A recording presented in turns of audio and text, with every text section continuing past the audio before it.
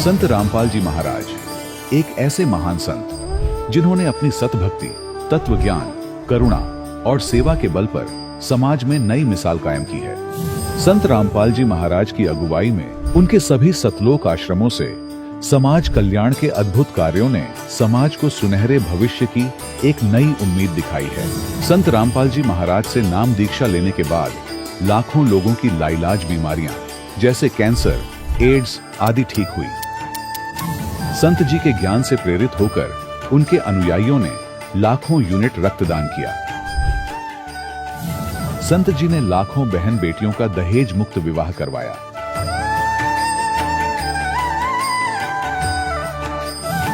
संत जी ने लाखों लोगों का नशा छुड़वाया, करोड़ों उजड़े परिवार बसे।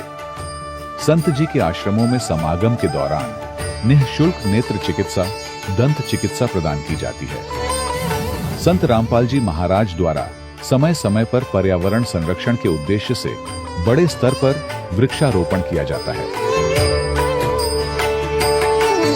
संत जी ने जरूरतमंदों को तत्काल राहत पहुंचाने के लिए एम्बुलेंस सेवा शुरू की। संत जी अपने अनुयायियों को देहदान के लिए प्रेरित करते हैं, जिससे मानवता की सेवा और चिकित्सा क्षेत्र में सुधार हो सके। संत रामपाल जी महाराज के सभी आश्रमों में हर रोज निःशुल्क भंडारा आयोजित किया जाता है, जहां हर वर्ग, हर जाति और हर धर्म के लोग एक साथ बैठकर भोजन करते हैं।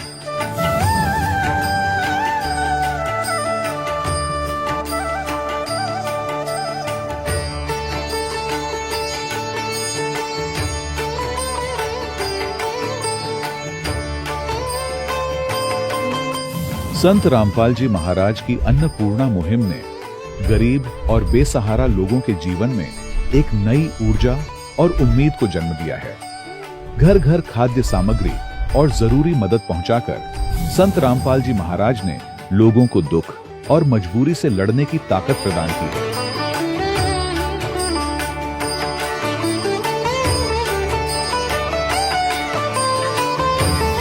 संत रामपाल जी महाराज द्वारा गरीब लोगों के लिए घर बनवाने का अद्भुत कार्य एक ऐसी मिसाल कायम कर रहा है जो सदियों सदियों संत जी की उदारता और दया भावना के तौर पर जाना जाएगा।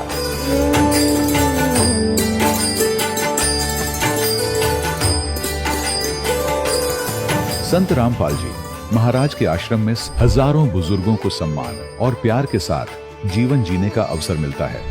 उनके खाने, रहने और स्वास्थ्य की पूरी जिम्मेदारी संत रामपाल जी महाराज उठाते हैं। अनाथ बच्चों के लिए संत रामपाल जी महाराज के सभी आश्रम किसी वरदान से कम नहीं। यहाँ उन्हें शिक्षा, संस्कार और भविष्य के लिए बेहतर अवसर प्रदान किए जाते हैं। चाहे बाढ़ हो, भूकंप या महामारी, संत रामपाल जी महाराज और उनके अनुयायी हमेशा ही जरूरतमंदों के लिए सबसे आगे खड़े रहते हैं।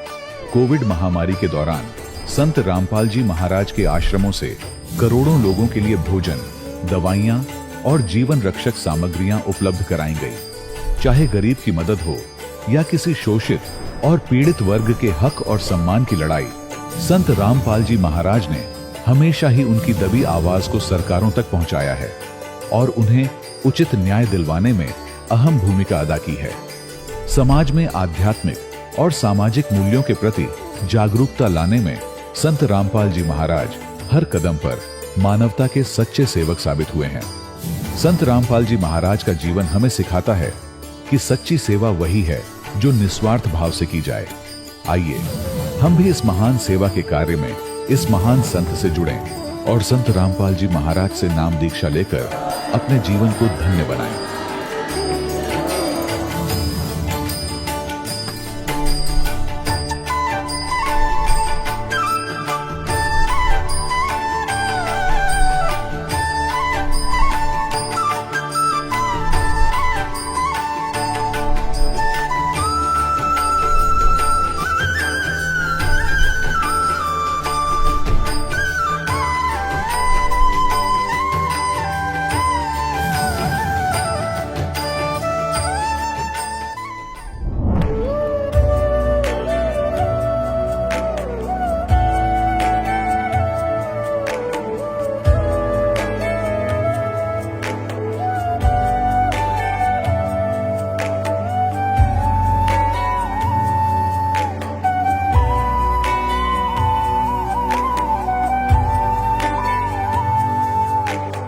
गीता अध्याय 15 के श्लोक 16-17 में 3 प्रभु बताए हैं। ये 3 प्रभु कौन हैं? किस प्रभु की शरण में जाने के पश्चात जन्म और मरण समाप्त हो सकता है? 3 प्रभुओं में सबसे उत्तम परमात्मा कौन है? कैसा है? उसका क्या नाम है? इन सभी गूढ़ रहस्यों को जानने के लिए अवश्य सुनिए जगत गुरु तत्वदर्शी संत रामपाल जी महाराज के अमृत वचन। सत साहिब दर्शकों, कभी कभी मनुष्य अपने जीवन में सुख की खोज में हर भक्ति साधना को करता है, लेकिन फिर भी जब उसके जीवन में लाइलाज बीमारियों का कहर टूट पड़ती है तो ऐसे में उस इंसान को आत्महत्या ही एकमात्र विकल्प लगने लगता है। दर्शकों, ऐसी ही कुछ कहानी थी हरियाणा की रहने वाली संजू भंडारी जी की। संजू जी ने अपने जीवन में सभी प्रकार की पारंपरिक भक्ति साधनाएं अपनाई, लेकिन इसके बावजूद भी यह माइग्रेन जैसी अनेकों लाइलाज बीमारियों से घिरी रही। हालात इतने बिगड़ चुके थे कि संजू जी को जीवन से ही निराशा होने लगी थी।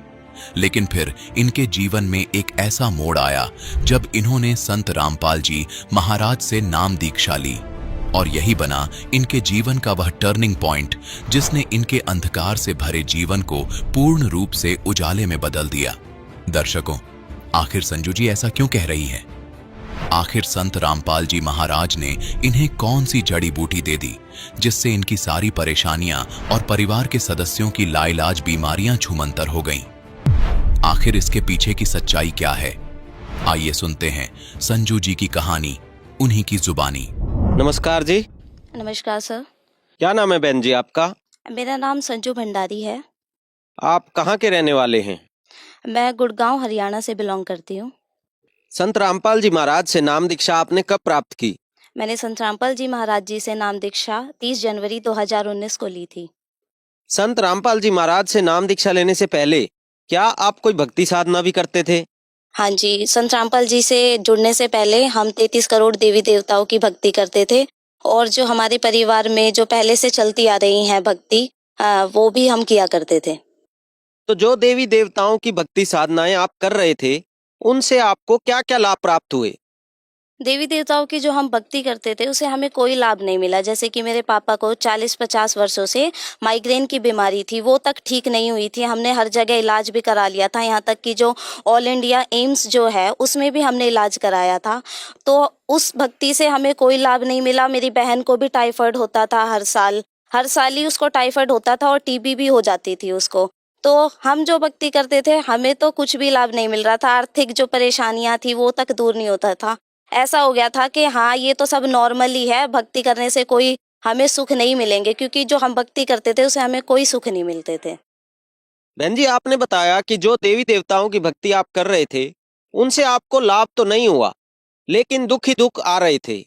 आपके पिताजी को माइग्रेन की परेशानी थी, आपकी बहन भी टाइफाइड से जूझ रही थी, साथ ही साथ पूरा परिवार आर्थिक परेशानी से जूझ रहा था। तो इन सब के चलते चलते संत रामपाल जी महाराज की जानकारी आपको कहाँ से मिली? सर, संत रामपाल जी महाराज जी की जानकारी हमें ऐसे हुई कि हम स्टार्टिंग से ही, हमारा परिवार धार्मिक है, स्टार्टिंग से ही हम पूजा वगैरह सब किया करते थे। जैसे शीतला माता मंदिर जाया करते थे, खोली वाले बाबा के भी जाया करते थे हम, और ये जो व्रत होते हैं गुग्गा नौमी वगैरह, सारे व्रत और पूजा हम किया करते थे। लेकिन जैसे कि इन हर जगह जाते तो थे, लेकिन मेरा एक क्वेश्चन होता था कि वो सबका मालिक एक है कौन, जो हमें इतनी जगह हमें भटकना ना पड़े, बस एक ही की पूजा करे और वो ही हमें सारे लाभ दे सके। तो जैसे कि अब मम्मी कभी कभी कहती थी कि है ना, सांप दिखाई दे रहे हैं सपने में, तो हमने गुग्गा नौमी में है ना, ये पूजा ढंग से नहीं हुई है, ये वाली पूजा ढंग से नहीं हुई है, तो कभी कुछ हो जाता था, कभी कुछ हो जाता था। तो मैं यूं सोचती थी कि है ना, इतनी पूजा करते हैं फिर भी कुछ ना कुछ त्रुटि निकल ही आती है। तो ऐसा कौन सा भगवान है जिसे हम सबका मालिक एक कहते हैं लेकिन कोई बताता नहीं है। फिर हमें क्या हुआ था सर कि हमारे ऊपर एक अंकल रहते थे टेनेंट, तो उन्होंने ना मेरे पापा को बताया था कि ये जो आपको माइग्रेन की बीमारी है ये ठीक हो जाएगी, आप संत रामपाल जी से नाम दीक्षा ले लोगे इस पुस्तक को पढ़ के, ज्ञान समझ के।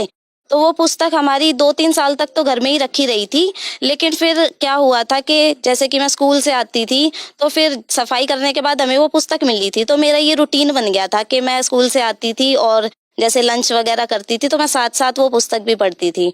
और वो इंटरेस्टिंग भी लगने लगी थी मुझे, क्योंकि उसमें स्टोरीज भी बताई गई थी और उसमें ये भी बताया जा रहा था कि ब्रह्मा विष्णु महेश के माता पिता भी हैं, और उसमें इंटरव्यूज भी बताए हुए थे, सबने इंटरव्यू भी बताए गए थे कि मेरी ये बीमारी ठीक हो गई है।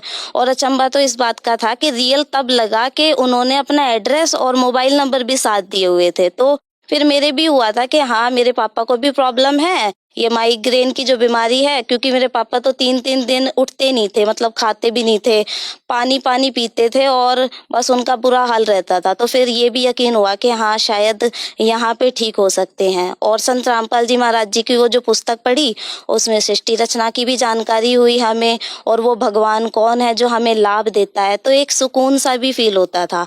तो वो हमने पुस्तक पढ़ी। उसके बाद मेरे पापा ने सबसे पहले नाम दीक्षा ली थी। नाम दीक्षा लेने के बाद फिर रूटीन बन गया था हमारे घर में कि सत्संग चलते हैं शाम को और आरती वगैरह। फिर हमारा भी हो गया था कि हम भी डेली देखते थे, आरती सुनते थे और सत्संग सुनते थे। तो फिर पापा मम्मी ने बोला कि आप भी नाम ले लो। तो हमने बोला कि आप कुछ समय रुको, हम फिर लेंगे नाम दीक्षा ज्ञान समझ के। फिर हमने भी ज्ञान समझा। तो फिर मेरे को ये पता लगा कि असली जन्मदिन तो आपका वो होता है जब आप सच्चे गुरु से नाम दीक्षा लेते हो। तो फिर मैंने, जो मेरा जन्मदिन आ रहा था 30 जनवरी, तो उसी को मैंने फिर संत रामपाल जी महाराज जी से नाम दीक्षा ले ली थी। आपने बताया कि आपने एक पुस्तक पढ़ी, वह कौन सी पुस्तक थी और वो किसके द्वारा लिखित पुस्तक थी? सर, उस पुस्तक का नाम था ज्ञान गंगा। हालांकि उसको पढ़ने के बाद तो हमें ये पता चला कि उसका नाम ज्ञान गंगा नहीं, वो तो पूरी ज्ञान सागर है। मतलब उसमें जितने भी हमारे वेद हैं, पुराण है, गीता है, बाइबल, कुरान, गुरु ग्रंथ साहिब, सब चीज का उसमें निचोड़ दिया हुआ था। मतलब एक जैसे होता है ना मोरल ऑफ द स्टोरी, तो वो हमें मोरल ऑफ द, ये जो हम भक्ति करते हैं ना, मोरल ऑफ द भक्ति मिल गया था कि वो सच्चा भगवान कौन है जिसकी हमें भक्ति करनी चाहिए। तो वो पुस्तक ज्ञान गंगा थी, जो कि संत रामपाल जी महाराज जी द्वारा लिखित है। विद प्रूफ्स उसमें दिया हुआ है कि भाई इस गीता के इस अध्याय के इस श्लोक में ये लिखा हुआ है। तो अगर आपको कुछ भी शक वगैरह रियलाइज नहीं होता है तो आप उसको मैच करके भी उसको पढ़ सकते हैं। संत रामपाल जी महाराज के लाखों शिष्यों से जब हम मिलते हैं तो उनसे जानते हैं कि संत रामपाल जी से नाम दीक्षा लेने के बाद उन्हें अनेकों लाभ प्राप्त होते हैं। तो क्या ऐसा कोई एक्सपीरियंस आपके साथ भी हुआ जब आपने संत रामपाल जी महाराज से नाम दीक्षा ली? जैसे घर में रूटीन बन गया था कि संत रामपाल जी महाराज जी का सत्संग डेली चलता था शाम को। तो उसमें जो सत्संग चलता था संत रामपाल जी महाराज जी का, उसके बाद इंटरव्यूज आते थे उनके भक्तों के, अनुयायियों के। तो उन सत्संगों को और उन इंटरव्यूज को जब हम सुनते थे तो हमें रियलाइज नहीं होता था कि भाई ये सच ही होगा, क्योंकि कैंसर, एड्स, ये तो ऐसी बीमारियां हैं, क्योंकि मैं भी साइंस बैकग्राउंड से हूँ, तो एड्स की तो अभी तक ये इनक्योरेबल डिजीज है, ये ठीक नहीं हो सकती। इसका भी कुछ टाइम पीरियड होता है, उसके बाद इंसान बचता नहीं है। लेकिन ऐसे इंटरव्यूज हम सुनते थे जिसमें वो बताते थे कि हमें ऐसा लाभ हुआ है कि हमारा एड्स ठीक हो गया, हमारा कैंसर ठीक हो गया है, हमें तो संत रामपाल जी महाराज जी से भक्ति लेने के बाद तो हमें जो जन्म मृत्यु, मतलब किसी की मृत्यु हो गई थी, वो भी ठीक हो गया। तो इस तरीके के ऐसे लाभ मिलते थे, तो हमें रियलाइज नहीं होता था। लेकिन जब हमने नाम दीक्षा ली और फिर हमारे साथ वो लाभ होने लगे, जैसे कि मेरे पापा को जो माइग्रेन था, तो संत रामपाल जी से जब उन्होंने नाम दीक्षा ली थी, उसके जब उन्होंने भक्ति की संत रामपाल जी महाराज जी की, तो उनके वो माइग्रेन की बीमारी भी ठीक हो गई। और जो मेरी बहन को हर साल टाइफाइड होता था, और टाइफाइड मतलब इतना रिएक्टिव हो जाता था वो, इतना ज्यादा कि उसको टीबी भी हो जाती थी। तो फिर उसने भी जब संत रामपाल जी महाराज जी से नाम दीक्षा ली तो उसको भी ये प्रॉब्लम नहीं हुई, बल्कि उसने तो जो उसको बीमारी थी, उसने तो दवाइयां भी नहीं ली थी नाम दीक्षा लेने के बाद, क्योंकि जो दवाइयां थी उससे लेने से पहले ही वो ठीक हो गई थी। मतलब क्योंकि चेकअप्स कराए थे बाद में, तो उसको इन्फेक्शन नहीं था टीबी का। तो इस तरीके से हमें संत रामपाल जी महाराज जी से लाभ हुए। इसके अलावा संत रामपाल जी महाराज जी से हमें जो लाभ हुए हैं कि जब मैंने नाम दीक्षा नहीं ली थी तो ये डेली का रूटीन बन गया था कि जैसे हम सोते हैं तो ऐसा हो गया था कि उठना चाह रहे हैं लेकिन जो बॉडी है वो काम नहीं करती। मतलब हम चाह रहे हैं कि हमारी बॉडी हाथ पैर हिले, लेकिन दब जाते थे, एक तरह से हमारी लैंग्वेज में बोले तो दब जाते थे। लेकिन फिर जब संत रामपाल जी महाराज जी से नाम दीक्षा ली तो ये जो डेली होती थी प्रॉब्लम, ये बिल्कुल समाप्त हो गई। और फिर क्या होता था कि जैसे कि संत रामपाल जी महाराज जी से नाम दीक्षा लेने से पहले मुझे ना एक इन्फेक्शन भी हो गया था, और डॉक्टर्स ने भी बोला था कि इसकी एज जब 20 अराउंड हो जाएगी तो इसको कैंसर भी हो सकता है। लेकिन जब संत रामपाल जी महाराज जी से नाम दीक्षा ली तो अब मेरी एज उतनी 22 हो गई है, लेकिन अब मुझे वो जो प्रॉब्लम बता रहे थे अभी तक तो बिल्कुल भी नहीं है वो प्रॉब्लम।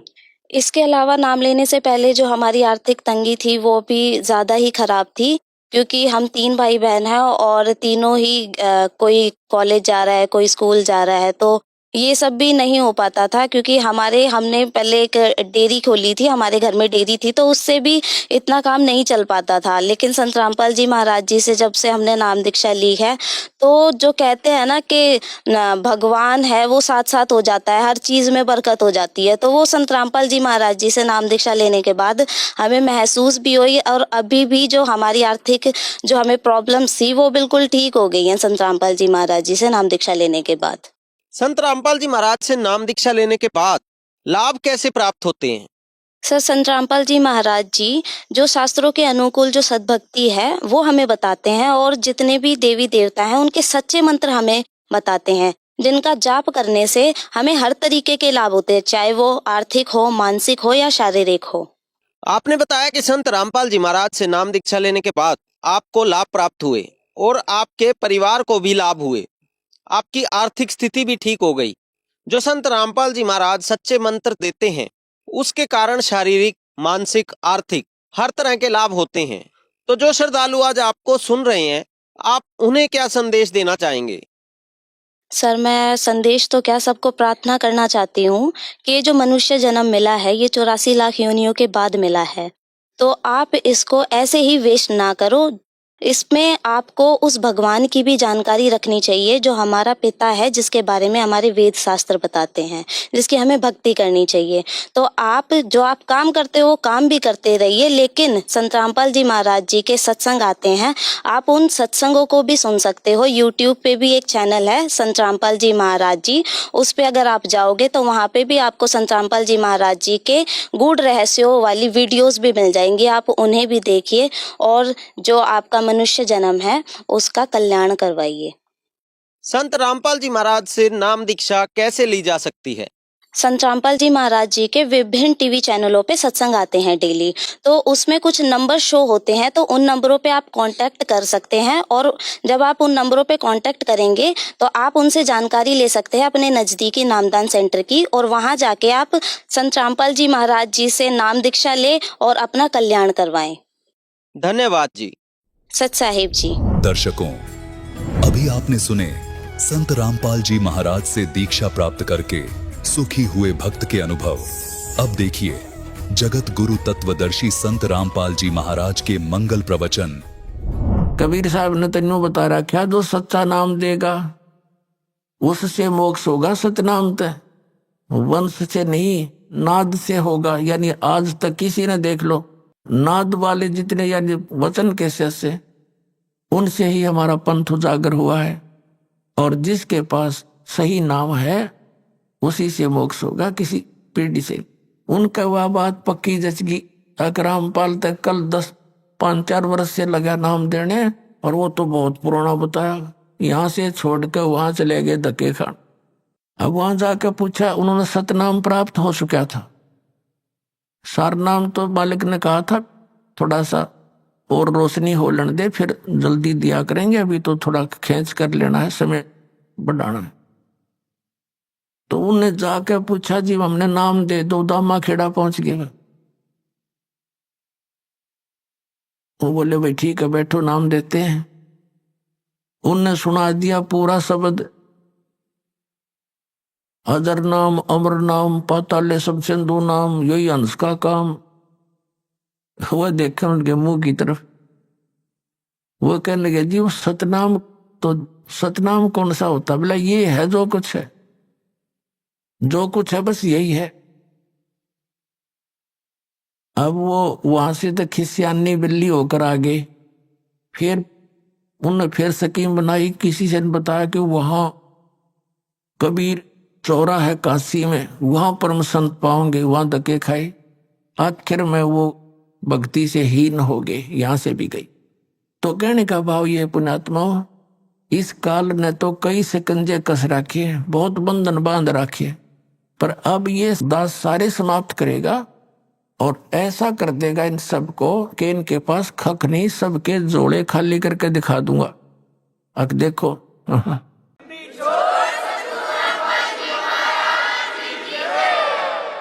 अब इस कबीर परमात्मा के नाम पर काल के 12 पंथ चले और उन्हीं का इतना विस्तार हो गया है कि कई करोड़ों की संख्या में कबीर पंथी है। कई करोड़, लगभग 20 करोड़ से भी ज्यादा होंगे पूरे मिलाकर के भारतवर्ष में कबीर पंथी। लेकिन है वो नकली संतों से प्राप्त ज्ञान युक्त, वो ज्ञान पूरा नहीं उनका, ना उनके पास भक्ति मार्ग। अब उन्हीं पंथों में से एक और पंथ पनपा है जिसको पारखी संत कहते हैं, पारखी पंथ। अब अन्य जितने कबीर पंथ में जो बेशक वो काल से प्रेरित हैं, नाम उनके पास यथार्थ नहीं है, लेकिन ज्ञान उनका बहुत कुछ ठीक है। परमात्मा कबीर जी को वो महत्व देते हैं, परमात्मा को मानते हैं और सतलोक सचखंड उन स्थानों को भी मानते हैं, लेकिन उनका नाम गलत है, उनकी पूजा की विधि गलत है। अपनात्माओं, जैसे किसी को ये ज्ञान हो जा कि इस व्यक्ति को ये रोग है और उस रोग का नाश करने की औषधि है नहीं, तो उस ज्ञान का लाभ क्या? उसका कोई यूज नहीं। ये भी ज्ञान हो गया कि इसको ये रोग है और उसकी औषधि नहीं, तो ये हमें सबको ज्ञान हो गया कबीर साहिब के ज्ञान मार्ग से कि हम सतलोक से आए थे, यहाँ फंस गए और यहाँ का काल भगवान है। इसको 1 लाख मानव शरीरधारी प्राणी नित खान का श्राप लगा हुआ है। तो हम सभी दुखी इसलिए हैं कि हम सतलोक नहीं गए। सतलोक जाने से हमें सुख होगा, लेकिन उनकी जो सिद्धांत विधान है, ये सभी कबीर पंथी जो हैं, कबीर परमेश्वर जी को केवल सतगुरु मानते हैं, परमात्मा नहीं मानते, और परमात्मा को सतलोक में निराकार मानते हैं।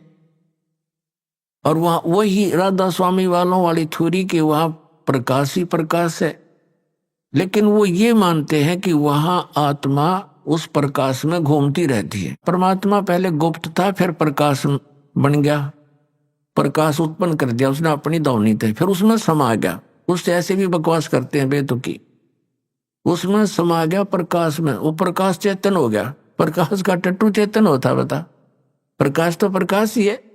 और फिर कुछ एक तो यहाँ तक मनगढ़ंत कहानी बना रहे हैं कि परमात्मा ने फिर प्रकाश को ऐसे उछाला, जब परमात्मा प्रकाश में मिल गया, उछाला किसने?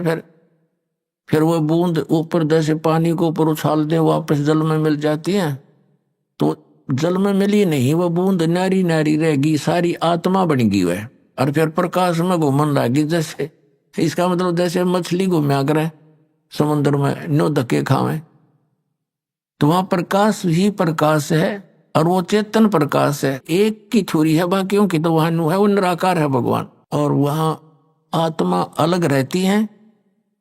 उस प्रकाश में जैसे मछली जल में घूमती रहती है, ऐसे धक्के खाती रहती, ऐसे भटकती हैं, तो टट्टू मोक्ष हुआ, कोई बात हुई है?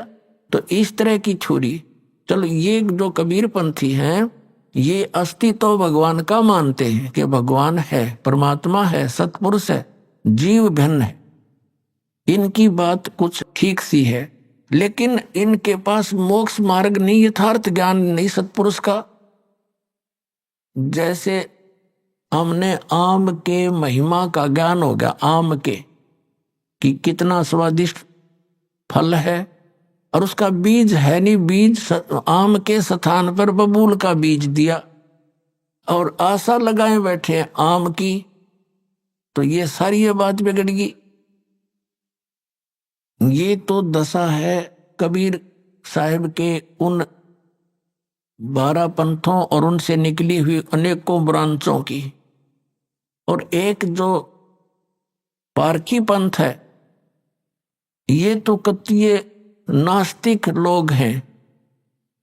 इनका क्या विधान है कि एक तो ये मानते हैं कि जीव ही परमात्मा है। बताओ, जीव ही भगवान है। और फिर कहते हैं ध्यान लगाओ, और ध्यान की अंतिम उपलब्धि ये क्या बताते हैं कि विचार शून्य हो जाओ। बस ये अंतिम ध्यान की प्रागाढ़ता है। और जीव ही भगवान है, ये तो इनका ज्ञान है। और विचार शून्य हो जाना, ये इनका ध्यान है। तो कोई पूछने वाला हो, भले पुरुष हो, जब परमात्मा जीव ही भगवान है तो फिर साधना की और ये आश्रम बनाने की, ये पुस्तक छापने की आवश्यकता रहेगी? 2 अक्षर की बात है कि भगवान तो है नहीं, जीव ही भगवान है। बताओ, कोई बुद्धिमान व्यक्ति इस बात को स्वीकार कर लेगा? और उसने भी लाखों लोग बका रखे, मूर्ख बना रखे। एक अभिलाष दास नाम का एक ये पारखी संत कहलाता। बताए इनको संत कहते आने भी शर्मावा उन्हें। अभिलाष दास नाम का एक संत है, इलाहाबाद और कई स्थानों पर उसने आश्रम बना रखे। एक बुरहानपुर नाम का एक स्थान है, शहर है, और वहां इस पारक सिद्धांत के बहुत से महात्मा रहे हैं। बहुत पुराना, 150 वर्ष पुराना लगभग वो स्थान। अब इनकी क्या थ्योरी है ये बताता हूं आपको। ये कहते हैं ईश्वर परमात्मा कोई नहीं, जीव ही ब्रह्म अर्थात परमात्मा यानी ईश्वर है। सृष्टि का कोई कर्ता नहीं है। जगत को ये बिना ईश्वर का मानते हैं। ये कहते हैं जब ईश्वर है ही नहीं, भगवान है ही नहीं, तो ये परमात्मा रहित मानते हैं इस सिर्फ संसार को और सृष्टि को। ये जीव को परमात्मा कहते हैं। बताओ, या कोई बात है जरा सी कोई बुद्धिमान की? आज से 2520 वर्ष पूर्व आदि शंकराचार्य जी का जन्म हुआ था, यानी ईसा जी से 508 वर्ष पूर्व। उस समय इस आदि शंकराचार्य जी ने भी, इनको क्या हुआ कि 8 वर्ष की उम्र में इनमें प्रेरणा होगी, क्योंकि पिछले पुण्यकर्मी प्राणी थे। और ये जा फंसे एक संत के जो गुफा में रहता था, और 6 महीने में या 2 महीने में 3 महीनों में वो गुफा से निकलता था। कि उसका बोलबाला सुनकर आदि शंकराचार्य जी वहां जा बैठे। जब वो निकला, उससे प्रार्थना की ज्ञान समझाने की, तो उसने उल्टा पाठ पढ़ा दिया उस भोली आत्मा को कि जीव ही ब्रह्म है। अब इस ही विधान को आगे प्रचार करने लगे आदि शंकराचार्य जी, जहां से हिंदू धर्म का ये जो है ना उत्थान माना जाता है, प्राकट्य माना जाता है। तो उस समय ये सब जगह जाकर कहने लगे, उस अपने गुरुजी के विधान को बताने लगे। तो उस समय भी इतने बुद्धिमान व्यक्ति थे, उन्होंने कहा कि हे महात्मा जी, जब जीव ही ब्रह्म है तो फिर हमने करना क्या रह गया? वहां पर भगवान है, फिर क्यों दर दर आप अपना प्रचार करते फिर रहे हो? आप भी भगवान और हम भी भगवान, फिर हमारा करना क्या रह गया? फिर अब ये बात उस आदि शंकराचार्य के भी समझ में आ गई, भाई बात तो यह भी ठीक है। ये बात तो जची नहीं, क्योंकि फिर गुरुजी उनके जीवित थे। अब उस विधान को साथ लेकर चलना गुरु परंपरा थी उसकी। लेकिन उन्होंने अपनी सूझबूझ से फिर कहा कि तुम श्री कृष्ण की, श्री विष्णु जी की और श्री शंकर भगवान की पूजा करा करो। या दया परमात्मा की थी? यदि वो बात स्वीकार हो जाती हमारे पूर्वजों द्वारा तो आज कोई राम नाम लेने नहीं पाओ, सारे नास्तिक हो जाते। अब यही बीज ईब बो रहा है ये अभिलाष दास नाम का एक कबीर पंथी कवाव है। कबीर पंथी कवाव है और कबीर साहब के विपरीत सारा ज्ञान बताओ तो ये काल का पक्का दूत है। अपनात्मा ये क्या बताते हैं कि परमात्मा ये जगत जो है अन ईश्वर है, यानी बिना ईश्वर का है। जीव भगवान हो गया तो सृष्टि का कोई करता नहीं, तो इसका मतलब ये बिना भगवान के हुआ। अब हमारी श्रीमद् भगवत गीता क्या बताती है कि जिस व्यक्ति की ये स्टेटमेंट है कि जगत का कोई करता नहीं, ये अपने आप बनता और बिगड़ता रहता है, यानी प्रलय होती है फिर सृष्टि होती है। अब उसके बारे में श्रीमद् भगवत गीता में दिखाएंगे। पहले इनकी सारी थ्योरी बताता है दास। और ये पारखी विधान, पारखी जो संत हैं ये नहीं मानते कि ऊपर कोई लोक है, सतलोक है या कोई स्वर्ग लोक है, ये नहीं मानते। कहता ये सब काल्पनिक बातें हैं, काल्पनिक बनावटी। और ये इनका ये भी मानना है, जैसे कोई प्रश्न करता है क्या परमात्मा भक्तों पर दया करता है, दुष्टों को हानि करता है? वो कहता है कि जब भगवान है ही नहीं और परमात्मा किसी पर ना रहम करता है ना कोई दुख देता है, वो कुछ नहीं करता, परमात्मा है ही नहीं। अब इसके विषय में आपको दिखाते हैं। ये चातुर प्राणी की बातें होती हैं। जो चातुर प्राणी है, चातुर प्राणी चोर हैं और मूड बुगद है ठोट, ये संतों के निकाम की इनके देगल जोट। अब ऐसे व्यक्तियों के पास भी जन समूह बैठा है। कमाल कर दिया ये भगवान, कितनी श्रद्धालु, कितने डिवोटी हैं, आंख मीच कर बैठे हैं। गुरु जी जो बता देते हैं वो सही है, बिल्कुल सही है। अब इतने चतुरता ये संत पद पर प्राप्त प्राणी होते ही हैं कि एक आम जनसाधारण तो कोरा कागज होता, उस पर कुछ भी लिख दे, उसमें तो वही अंक अंकित हो जाते हैं। तो इस प्रकार लाखों लोगों को डबोए बैठा है। अब देखना, ये है श्रीमद् भगवत गीता और जय दयाल गोविंद का नाम इसका अनुवादक है। और ये कौन सी है? पद छंद, पद छेद, अन्वय, साधारण भाषा टीका सी, ये इसका नाम है। अनुवाद करता है इसका यो नाम लिख रखे। और देखना, ये है अध्याय नंबर 16 और श्रीमद् भगवत गीता, और इसका श्लोक नंबर 7 से शुरू करेंगे।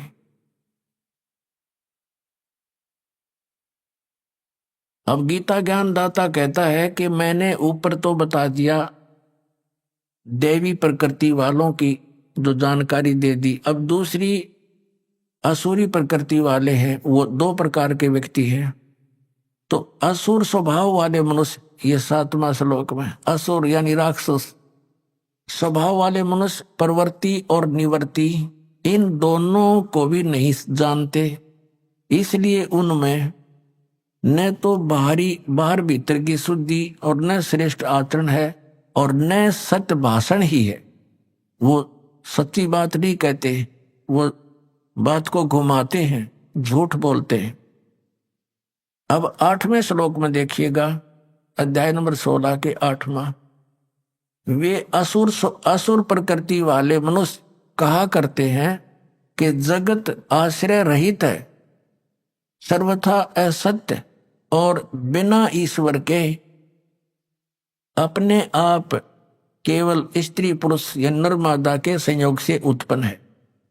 केवल काम ही इसका कारण है, इसके सिवा और क्या। 9वें में कहा कि इस मिथ्या ज्ञान को अवलंबन करके जिनका स्वभाव नष्ट हो गया है और जिनकी बुद्धि मंद है, वे यानी जड़मती, वे सबका अपकार करने वाले को कर्मी उग्र कर्मणा माने नकम्मे, ये बकवाद करने वाले कुकर्मी मनुष्य जगत के नाश के लिए ही समर्थ होते हैं, प्रगट होते हैं। इसका अर्थ ये अपनात्मा इस पवित्र श्रीमद् भगवत गीता ने यह स्पष्ट कर दिया कि वो राक्षस स्वभाव, असुर स्वभाव के व्यक्ति होते हैं जो ये कहते हैं कि कोई भगवान नहीं, यानी सृष्टि अन ईश्वर है, ये जगत अन ईश्वर है, इसका कोई भगवान नहीं। अब ये जो कबीर पंथी कहलाता है, वैसे तो इसको कबीर पंथी कहते हुए दास को तो शर्म आती है, लेकिन इनके ज्ञान को सार्वजनिक किए बिना जनता को समझ में नहीं आवे कि ये कितना मिथ्या ज्ञान प्रचार करे। इस अभिलाष दास जी ने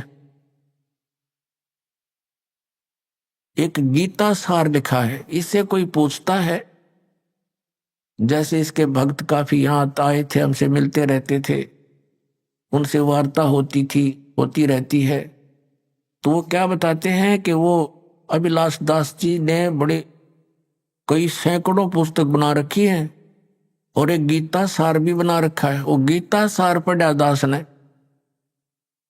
ये चातुर प्राणी होते हैं जो इनके इस अज्ञान विधान में उल्टी सुलटे करके जो समर्थन इनको महसूस होता है, उनको तो ये ले लेते हैं अपने प्रमाण में और बाकी श्लोक छोड़ देते हैं। श्रीमद् भगवत गीता में 700 श्लोक हैं और इस भले पुरुष ने अपने अनुसार जो इसको चाहिए थे, जो इसके अनुकूल थे, वो सेलेक्ट कर लिए, बाकी छोड़ दिए। फिर ये ऐसे व्यक्ति, अज्ञानी पुरुष क्या कहा करते हैं कि ये गीता में मिलावट है और सही सार निकाल के हमने दे दिया गीता सार, ये सही गीता है। दिखाऊं आपको, इनके देखिएगा, ये एक पुस्तक गीता सार, अभिलाष दास इसके अनुवाद लिखे। आगे पूरा डिटेल दिखाएंगे यहां से।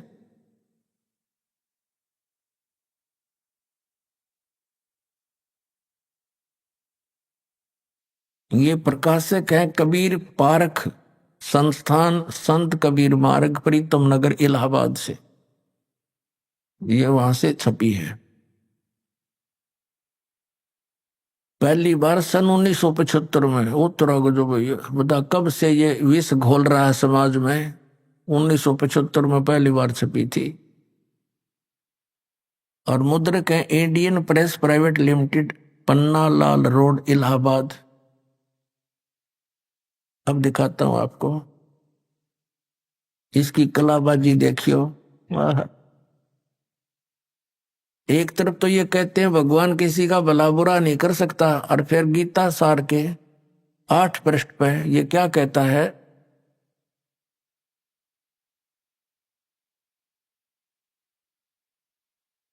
ये क्या कहता अभिलाष दास, सारा कुछ भूमिका लिख कर ये क्या कहता है, गुरुदेव सबका मंगल करें, और यही शुभाकांक्षा है मेरी, आकांक्षा। बता, एक तरफ तक है यो कि भगवान कुछ नहीं कर सकता, फिर गुरुदेव तेरा मंगल करेंगे, तेरे गुरुजी मंगल करें, सबका भला करे। है इनकी दोगली बातें, कहीं सिर पैर नहीं पाओगा। अभी तो सटाट है इसकी कलाबाजी दिखाता हूं। इस चतुर आदमी ने क्या कर रखा है, अपने घर का नीला रखा है इसने कुछ। इसने क्या ना इसका इसने खुद अनुवाद किया। इसने क्या लिखा है, जो ये पुस्तक दास ने अभी आपको दिखाई थी, गीता प्रेस गोरखपुर से प्रकाशित है, इसको इसमें से कहा कि मैंने अनुवाद इसमें तो लिया, इसका अनुवाद ले रखा है, फिर अपनी उस अज्ञान विधान को, अपने अज्ञान विधान को सिद्ध करने की कुचेष्टा की है। ये देख, ये आपने भी देखा था, ये गीता है, गीता प्रेस गोरखपुर से। पदछेद, इस गीता का ये नाम है पदछेद अन्वय है और साधारण भाषा टीका सहित। अब ये देखो, ये गीता सार, इस गीता सार की भूमिका में इसने क्या लिखा है,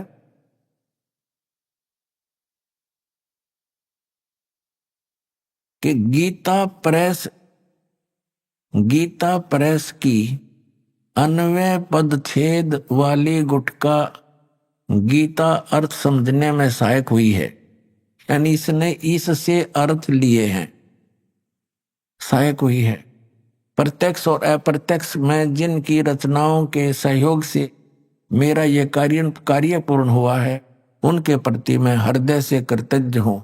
यानी इस पुस्तक से इसने अनुवाद लिए हैं और अपनी अज्ञान सोच को, उस विधान को सिद्ध करने की कुचेष्टा की है। अब हम आते हैं 16वें, इसके द्वारा अनुवादित 16वें श्लोक के अध्याय, 16वें अध्याय के और 17वें श्लोक में। यह गीता सार है, यह गीता सार और पृष्ठ 203 पे। अब 7वां श्लोक इसने कैसे किया है? असुरी स्वभाव वाले ये नहीं जानते कि क्या करना चाहिए और क्या नहीं करना चाहिए। उनमें न पवित्रता होती है और न उत्तम आचरण होते हैं और न तो उनमें सत्य ही होता। सत्य नहीं, सत्य भाषण। और इसमें सत्य भाषण लिखा है स्पष्ट। अब आगे देखो, आसुरी स्वभाव वाले यह नहीं जानते कि किस कार्य को में प्रवृत्त होने से भलाई है और किस कार्य से निवृत्त होना चाहिए, अथवा कर्म मार्ग क्या है तथा त्याग मार्ग क्या है। वे कर्तव्य अकर्तव्य बुद्धि से हीन होते हैं। ठीक है, यह लिखा नीचे इसी में, उनमें सत्यता की बहुत कमी होती है। असुर स्वभाव के लोग होते, उनमें सत्यता की यानी सच्चाई नहीं होती, उसकी बहुत कमी होती है। अब देखो 204 पर, 204 पृष्ठ पे गीता सार। वे कहते हैं कि ये जगत मिथ्या तथा आधार रहित है, इसका कोई ईश्वर नहीं है, ये अपने आप पैदा हुआ है, यह केवल भोगों के भोगने के लिए है, इसके अतिरिक्त और क्या है। अब देखो इसने फिर आगे, अब ये तो अनुवाद नो का नो ले लिया गीता प्रेस वालों का, अब इसने ये बकवाद शुरू किया अपनी तरफ से। इस श्लोक में वास्तव में जो लोग किसी प्रकार चेतन सत्ता नहीं मानते, वे लोग, जो लोग संसार के केवल भोग की वस्तु मानते समझते हैं, दुराचार में लगे रहते हैं, उन्हें आसुरी संप्रदा युक्त कहा है। जगत कर्ता ईश्वर न मानना आसुरी संपदा नहीं, यदि वह अध्यात्मवादी या सदाचार प्रयाण है। अब देखो ये क्या कहना चाहता है गीता जी के इस श्लोक को, इसलिए इसने लेना अनिवार्य समझा कि कहीं तेरे चेले पीछे तो कोई पढ़ ले और इसकी पहले लिपापोती कर दूं। ये क्या कहना चाहता है कि असुरी स्वभाव के लोग वो नहीं होते जो सृष्टि को भगवान रहित मानते हैं, वो नहीं होते, वो होते हैं जो दुराचारी होते, जो सृष्टि को जब इसमें स्पष्ट लिख दिया गीता जी में कि जो इस परमात्मा रहित मानते हैं सृष्टि को, कि इसका कोई कर्ता नहीं है, अनीश्वर उसी को कहते हैं। तो ये क्या है, ये तो बात ठीक है, गीता में लिखा है कि असुर स्वभाव वाले इस सृष्टि को ईश्वर रहित मानते हैं, परमात्मा इसका है, इसका कर्ता नहीं मानते। तो यूं कह है कि गीता जी के इस 16वें अध्याय के 7 से लेकर 9 तक इसमें उन लोगों को असुर यानी राक्षस स्वभाव को नहीं कहा जो भगवान इसका कर्ता नहीं मानते ईश्वर का, उनके लिए कहा है जो दुराचारी। और इसमें स्पष्ट लिखा है, देखिए पढ़ के आपको दिखाते हैं, क्योंकि पुण्यात्मा इनकी अंग्रेजी उदास समझ सके, इन भोले भाले आत्माओं को तिन्हें गुमराह कर ही रखा है कई सैकड़ों वर्षों से। ये देख रहा है, ये गीता प्रेस गोरखपुर से प्रकाशित। इसमें स्पष्ट किया है 16वें अध्याय के 8वें श्लोक में कहा है, ये वे आसुरी प्रकृति वाले मनुष्य यानी राक्षस स्वभाव के व्यक्ति कहा करते हैं, जगत आश्रय रहित है, सर्वथा असत्य और बिना ईश्वर के है। बिना ईश्वर के अपने आप स्त्री पुरुष के संयोग से उत्पन्न होता है। अपनात्माओं, उन राक्षस स्वभाव वाले व्यक्तियों में से एक गुण ये भी है कि जो परमात्मा को बिना ईश्वर का मानते हैं, और ये लिपापोती क्या करने की चेष्टा कर रहा है, देखिए अभिलाष दास का गीता सार, ये देखिए अध्याय नंबर 16 के इसने थोड़े से श्लोक लिए हैं, उनमें से ये गीता सार प्रश्न नंबर 204 पाए गए। ये क्या कहना चाहता है कि जगत कर्ता ईश्वर न मानना, जगत का कर्ता ईश्वर न मानना असुरी संपदा नहीं। ये अपनी लिपापोती कर रहा है कि अपने को टालना चाहता है इसमें से। और फिर क्या बताता है, यदि वह अध्यात्मवादी या सदाचार प्रयाण है। जो भगवान, देखो अध्यात्म किसे कहते हैं, परमात्मा के बारे में जानकारी। ये कहना चाहता अभिलाष दास के वो असुर जो परमात्मा का कर्ता नहीं मानते और जो अध्यात्म यानी मार्ग में लगे हुए हैं, वो असुर स्वभाव के नहीं कहे गीता में। हाँ बता, इसका अध्यात्म खाक रहेगा जब नौका भगवान है ही नहीं, टट्टू अध्यात्म रहेगा, फिर क्या बचा अध्यात्म फिर इसके पास। अभी आपने सुने संत रामपाल जी महाराज के मंगल प्रवचन। आइए अब सुनते हैं संत रामपाल जी महाराज से नाम दीक्षा लेकर सतभक्ति करके अद्भुत लाभ प्राप्त करने वाले अनुयायी के विचार। दर्शकों, जब कोई व्यक्ति बचपन से ही सभी देवी देवताओं की भक्ति साधनाएं करता है, फिर भी उसके जीवन में शारीरिक कष्ट और परेशानियां लगातार बढ़ती ही जाएं, तो उसका भगवान पर से विश्वास डगमगाना और मानसिक तनाव का शिकार हो जाना स्वाभाविक है। दर्शकों, ऐसी ही कहानी थी राजस्थान के रहने वाले रामजी लाल जी की। उन्होंने अपने जीवन में भगवान शिव जी की भक्ति के साथ साथ सभी देवी देवताओं की पूजा अर्चना और अनेकों मंदिरों की पदयात्राएं भी की। लेकिन अफसोस, इतने प्रयासों के बावजूद भी इन्हें किसी भी प्रकार का सच्चा सुख नहीं मिला और यह बीमारियों के साथ साथ प्रेत बाधा से भी ग्रस्त रहे। लेकिन दर्शकों, रामजी लाल जी के जीवन में परिवर्तन का वह मोड़ तब आया जब इन्होंने संत रामपाल जी महाराज से नाम दीक्षा ली, और यही बना इनके जीवन का सबसे बड़ा टर्निंग पॉइंट। दर्शकों, आज रामजी लाल जी का कहना है कि जब से मैंने संत रामपाल जी महाराज से नाम दीक्षा ली है, तब से मेरे और मेरे परिवार का जीवन पूरी तरह से बदल गया है। दर्शकों, आखिर संत रामपाल जी महाराज ने इन्हें ऐसी कौन सी चमत्कारी जड़ी बूटी दे दी जिसने इनके जीवन के सारे दुख दर्द और परेशानियां समाप्त कर दी? आखिर इसके पीछे की सच्चाई क्या है? आइए सुनते हैं रामजी लाल जी की कहानी, उन्हीं की जुबानी। सर नमस्कार। नमस्कार सर। सर क्या नाम है आपका? रामजी लाल है सर। रामजी लाल जी कहाँ से आए आप? जोलंदा से आए हैं सर, तहसील मलान डूंगर है, जिला सभा माधोपुर है सर। सर संत रामपाल जी महाराज जी की शरण में आने से पहले आप क्या भक्ति साधना करते थे? देवी देवताओं की करते थे सर। बाबा रामदेव जी महाराज की ज़्यादातर करते थे हम। हमारे समाजों में उनको ज़्यादा मानते थे। बालाजी, भैरव जी, माता जी, इनको सबको पूछते थे। शंकर भगवान को भी पूछते थे, लेकिन हमारे घर में हानि हुई, बीमारी हुई। तो क्या हानि हुई आपको? हमारे साहब, जैसे हम किसी से बकरी भी लेके आते थे तो 11 महीने रहती थी, 12वां में तो ख़त्म ही हो जाती थी। गाय होती थी तो गाय भी ख़त्म हो जाती थी, भैंस होती थी भैंस भी ख़त्म हो जाती थी। हमारे जानवर भी, हम दूध नहीं पी सकते थे अच्छी तरह से, सारे मर जाते थे। बच्चे पहले हमारे घरवाली लेके आए, शादी करी तो घरवाली भी ख़त्म होगी। ऊपरली बीमारियों से कहते हैं भाई तुम तो इलाज कराओ इलाज कराओ, इलाज कराते कराते भी वो तो ख़त्म होगी। फिर दूसरी शादी करी तो उसके भी बच्चे हुए, वो भी ख़त्म हो गए, वो भी नहीं जी पाए। फिर बाद में सारे देवी देवताओं को करते करते परेशान हो गए। जब एक दिन टीवी देख रहे थे चैनल पे, फिर उस पे साहब देखा तो सफ़ेद बालन में ये दिखाई दिए बाबा की तरह, जैसे बड़ा आदमी की तरह। तो उनमें नाम पढ़ा तो संत रामपाल जी दिखाई दिया, भाई संत रामपाल जी महाराज है साहब। तो उनको देखते देखते उनके इंटरव्यू में आते हैं, बाद में आते हैं, वो सत्संग के बाद में आते हैं। उनकी भाइयों की बात सुनी मैंने, तो उसमें ये हो कि भाई कोई किसी के रीढ़ की हड्डी टूट जाती है उसमें अच्छे का होता है, उसमें भी फ़ायदा है। किसी को ऊपर बीमारी होती है तो उसमें भी फ़ायदा होता है। हाथ पैर टूट जाते हैं उसमें भी फ़ायदा।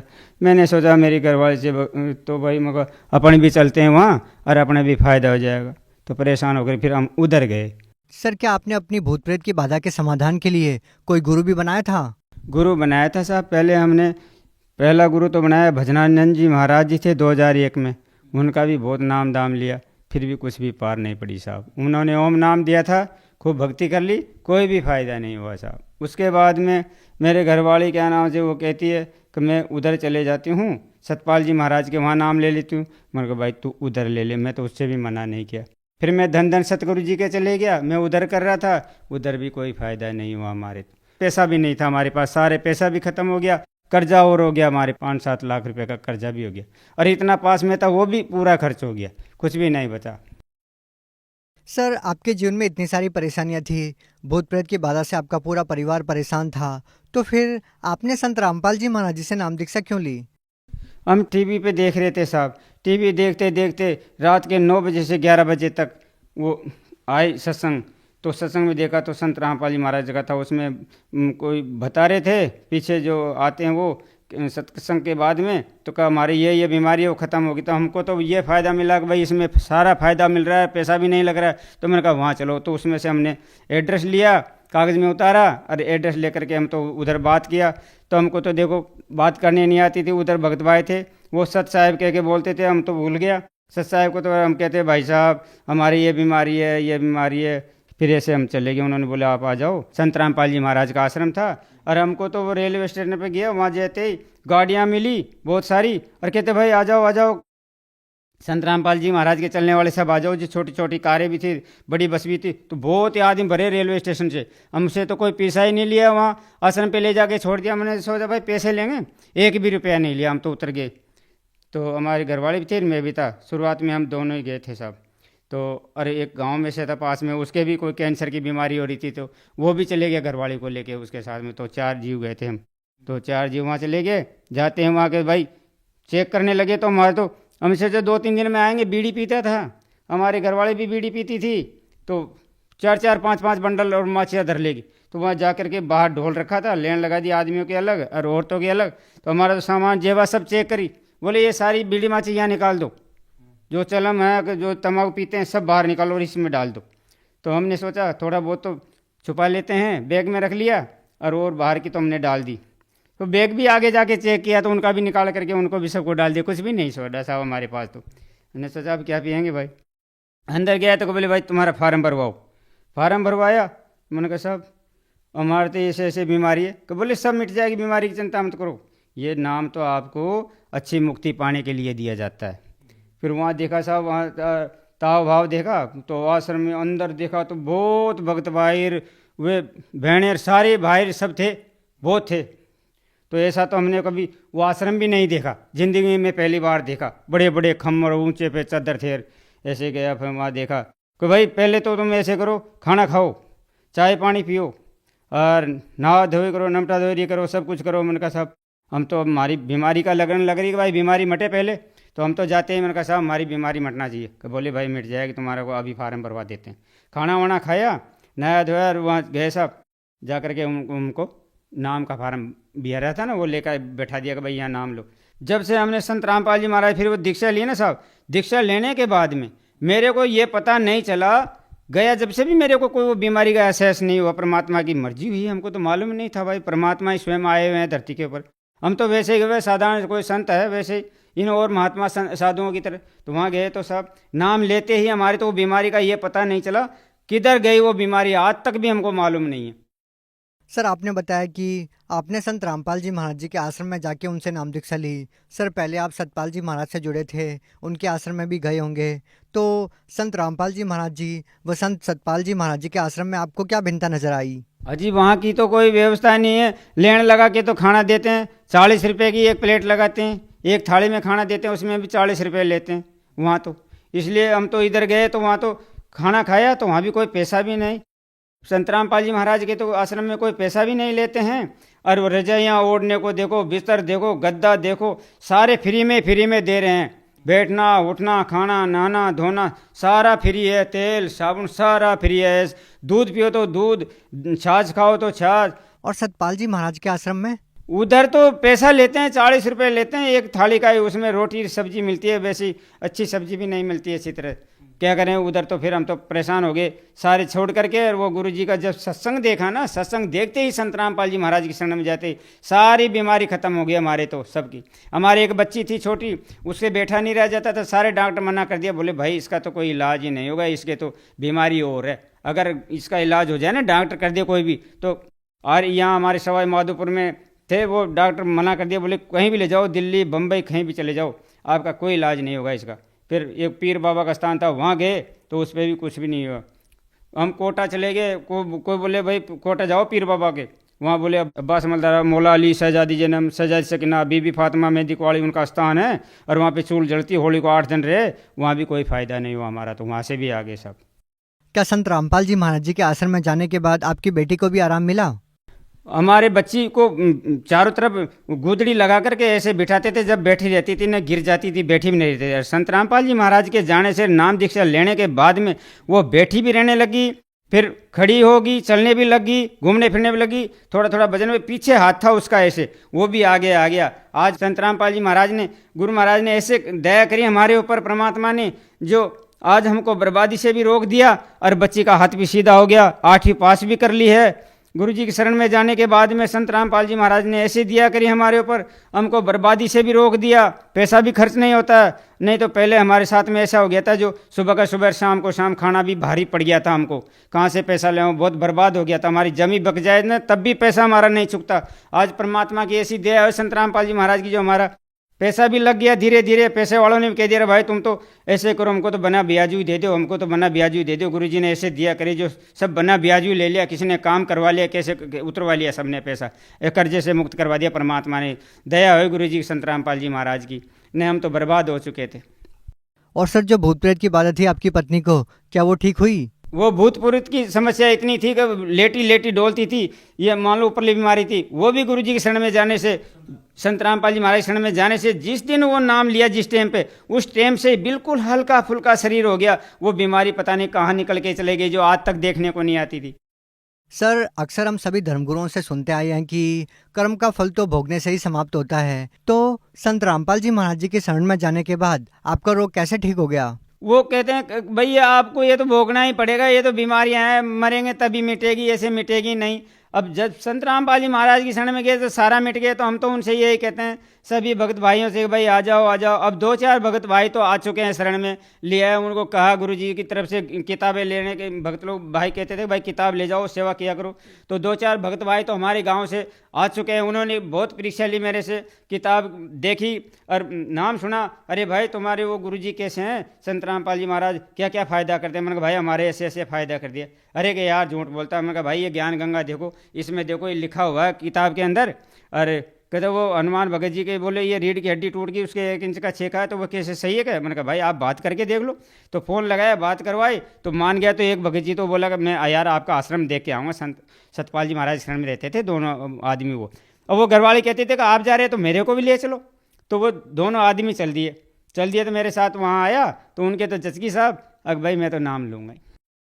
सर, जैसा कि आपने बताया कि संत रामपाल जी महाराज जी से नाम दीक्षा लेने के बाद आपको भूत प्रेत की बाधा से निजात मिली। सर, अगर कोई व्यक्ति भयंकर रोग से पीड़ित है तो क्या वो भी अगर संत रामपाल जी महाराज जी से नाम दीक्षा लेगा तो क्या आपकी तरह उनको भी लाभ मिलेगा? अजी ये तो मामूली बात है, कैंसर हो या शुगर हो या पथरी की बीमारी हो, ये तो नाम लेते ही तुरंत ही खत्म हो जाता है, ये तो यूँ ही मिट जाता है, दवाई गोली की भी जरूरत नहीं पड़ती है परमात्मा के जाने के बाद में। जो लोग आज भी बड़ी गंभीर बीमारी से पीड़ित है और डॉक्टरों ने भी उनको जवाब दे दिया है, उन लोगों को आप क्या कहना चाहेंगे? हम तो सब भाइयों से हाथ जोड़ के निवेदन करते हैं, भाइयों सब संत रामपाल जी महाराज की शरण में आ जाओ, सारी बीमारी खत्म करवा लो, सारी बीमारियों से मुक्त हो जाएंगे। कोई पैसा नहीं लगेगा आपका, 1 रुपया भी नहीं लगेगा, जो कमाओ अपना पैसे का खाओ। यहाँ आश्रम में कोई 1 रुपया भी नहीं लेता है। सर, संत रामपाल जी महाराज जी से नाम दीक्षा कैसे ली जा सकती है? संत रामपाल जी महाराज से नाम दीक्षा जब नीचे टीवी में पीली पट्टी आती है तो उसको देख करके और उसमें नंबर उतार करके वहाँ फ़ोन करके और वहाँ चले जाओ और वहाँ नाम दीक्षा ले सकते हैं। बहुत बहुत धन्यवाद। सच है।